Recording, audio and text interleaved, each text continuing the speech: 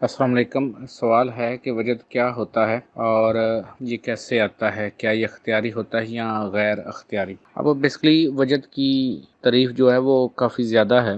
एक है हकीकी वजद, एक है ऐसे ही गप्पें सी। जैसे लाइक दिस कुछ बंदा एक ढोल की आवाज़ सुनता है या किसी और चीज़ में वो खो जाता है, अपना कॉन्शियस कुछ देर के लिए वो खोता है। तो ये जो वजद है इसका उस हकीकी वजह से कोई ताल्लुक़ नहीं है। हकीकी वजह क्या होता है कि इंसान एक ऐसे शऊर में चला जाता है। आप इसको कह सकते हैं कि इश्क हकीकी में वो खो जाता है। उसके साथ बेसिकली क्या होता है कि कोई इसम पढ़ रहा है, जैसे फॉर एग्जांपल या हयो या कयूं पढ़ रहा है या अल्लाहू पढ़ रहा है। वो एक ऐसी मोहब्बत की कशिश आती है या एक ऐसा उसको सुरूर आता है कि वो उसमें खोना चाहता है। और एट द एंड जब हम इन तमाम मनाज़िल को तय भी करते हैं तो आलम वहदियत जब इंसान जाता है तो वो अपने आप को उस नूर की तजल्लियात में, उस नूर में, उन तजल्लियात में अपने आप को गर्क करना चाहता है। यानी वो समझना चाहता है कि पहले तो वो ये समझना चाहता है कि जब वो मट्टी का जिस्म नहीं था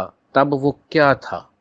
और फिर वो ये समझना चाहता है कि अगर वो जो एनर्जी बॉडी वो समझा है, जब वो एनर्जी बॉडी भी नहीं था तब वो क्या था। तो ये तमाम सवालों के जवाब जानने के लिए जब वो उन तजलियात के अंदर जाता है तो इसे हकीकी वजद कहते हैं। और फिर बड़ी मुश्किल से एक पूरे प्रोसीजर के तहत इंसान जो है वहां से वापस आता है। उम्मीद आपको जवाब की समझ आ गई होगी। नहीं समझ आई दोबारा पूछ सकते हैं।